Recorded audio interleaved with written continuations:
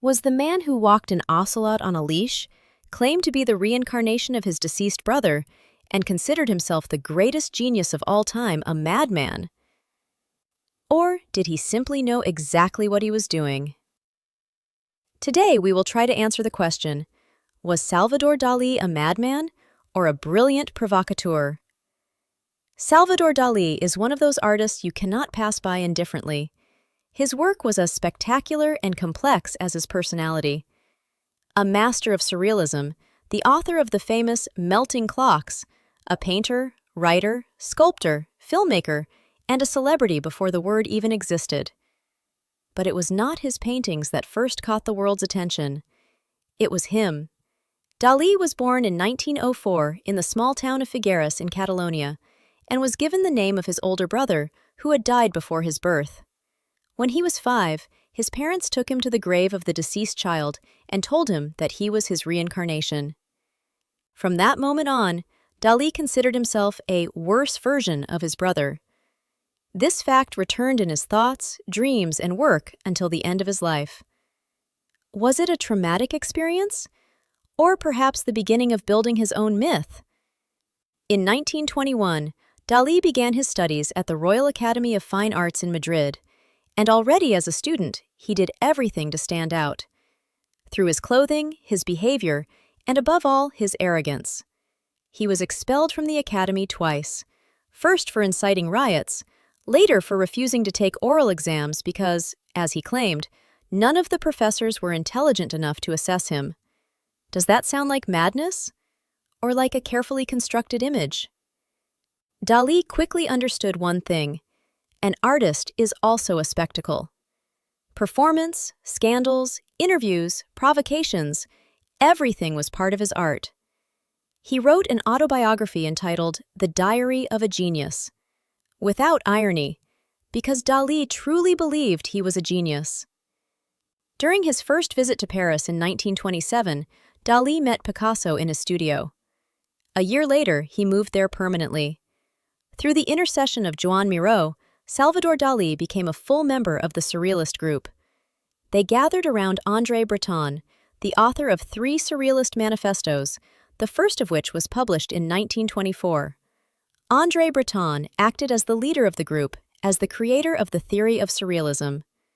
In 1928, Dalí created his first painting considered surrealist, Honey is Sweeter Than Blood. In a short time, Dalí became a significant figure in the group. However, in 1934, Dalí was expelled from the Surrealist movement, accused of fascist sympathies, loved and hated at the same time. He was a total artist, a provocateur, a narcissistic visionary. Surrealism was based on the philosophical theory of the founder of psychoanalysis, Sigmund Freud. Dalí's fascination with the concept of the subconscious, revealed during dreams, had a tremendous influence on his work.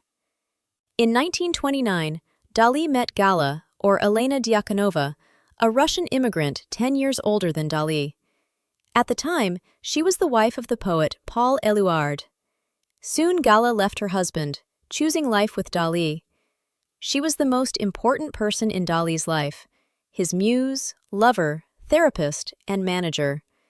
It was she who was the central figure in many of Dalí's paintings, often depicted as a divine figure, a Madonna, or a symbol of love and obsession.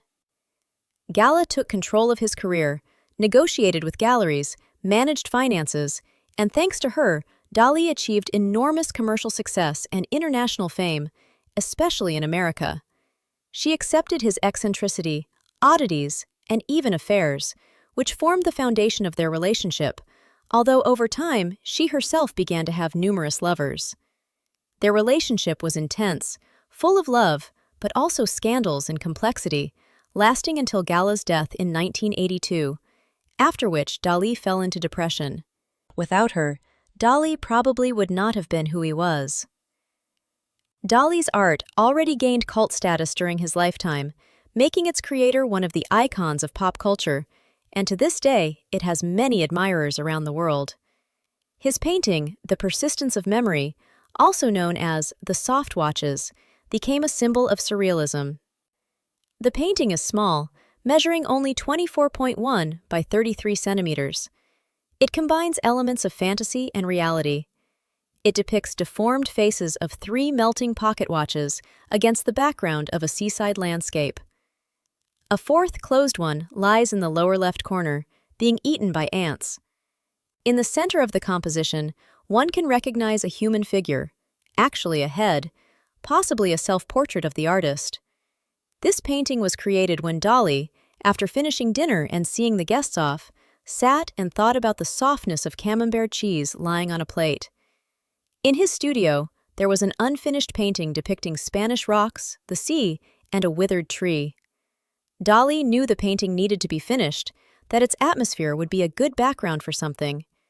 At some point, he saw two soft watches hanging on the branches of the tree.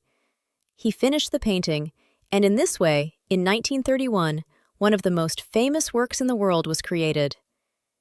In the world created by Dalí, nothing functions in the familiar and stable way we know. There is no logic, but because of this, the melting watches are unique and recognizable as part of this artist's work. Dalí returned to this characteristic motif in the 1950s. He then painted The Disintegration of the Persistence of Memory, which is a recreation of The Persistence of Memory from 1931. In the later painting, Salvador Dalí uses his original composition as a starting point. The landscape looks as if it has been flooded with water and then divided into pieces, atoms. The rocks separate from the water and float toward the sky. The pocket watches also begin to rise and tremble in the air. The olive tree splits into parts. Even the water appears detached and floating. The distorted face here resembles the shape of a fish, which for Dalí was a symbol of life. Beneath all this is a grid of brown blocks that do not touch one another. The disintegration of the persistence of memory is the result of Dalí's interest in nuclear physics. In his art, he wanted to show matter composed of atoms that do not interact with one another, do not touch, and are suspended in the air. This painting is currently located in the Salvador Dalí Museum in St. Petersburg, Florida. The persistence of memory, in turn, can be seen at the Museum of Modern Art in New York. In 1933, Salvador Dalí had his first solo exhibition in New York. A year later, he visited the United States again, thanks to a loan of $500 received from Pablo Picasso. During World War II, he settled in the United States. A series of high-profile exhibitions took place there, including a surrealist retrospective at the Museum of Modern Art in New York. In addition to creating many striking paintings, Dalí attracted media attention by playing the role of a surrealist jester. He became very wealthy, which André Breton contemptuously summarized by creating an anagram of his name, a vida dollars. Dalí became fashionable among the American upper classes. Celebrities such as Jack Warner, Claire Dukes, and Helena Rubinstein commissioned portraits from him. Dalí appeared in Alfred Hitchcock's film Spellbound. Few people know that Dalí collaborated with Disney. In 1946, he created dozens of paintings and sketches for the animation Destino. The film was completed 53 years later. A surrealist ballerina, desert landscapes, and flowing time. Sounds familiar? In the 1970s, Dalí designed his own museum in Figueres. He claimed that his entire life had been a theater, so the museum was built on the ruins of a former theater. A red facade, a huge glass dome, eggs on the roof, golden statues, and loaves of bread. Is it a temple of art? Or a monumental joke?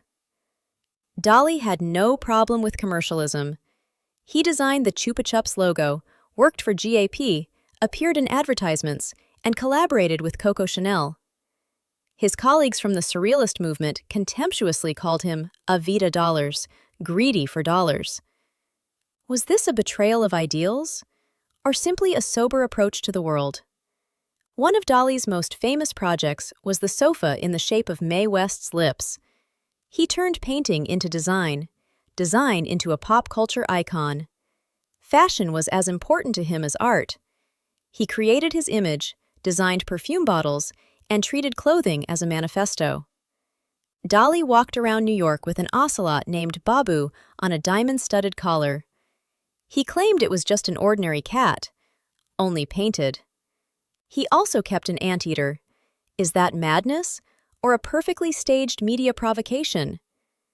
The last painting by Salvador Dalí, painted shortly before his death and inspired by grief after the loss of his wife Gala, is The Swallow's Tale, from 1983. Although other works are often mistakenly indicated, such as The Last Supper or later religious-themed works. It is the swallow's tail that symbolizes his farewell to the world after the death of his beloved, which deepened his sense of loss of meaning and plunged him into despair. Dalí believed that true art comes from the subconscious. He was fascinated by Freud, dreams, obsessions, and fears. So, was he a madman? Or did he pretend to be mad because he knew the world remembers those who are different? One thing is certain, Salvador Dalí achieved his goal. He not only created immortal art, but he himself became a work of art. And what do you think? Madman or genius? Let us know in the comments.